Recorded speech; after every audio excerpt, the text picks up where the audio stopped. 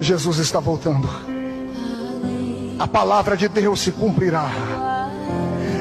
Passarão os céus e terra, mas a sua palavra há de se cumprir. Em breve trombetas irão ecoar nos quatro cantos da terra. A mídia tentará explicar o sumiço de pessoas.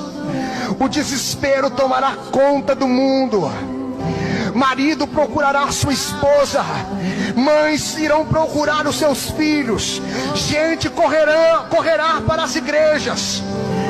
Irão entrar nos templos desesperados. Procurarão um pastor que nunca fizeram questão de ouvir. Mas a igreja já não estará mais aqui. A igreja estará com ele na glória.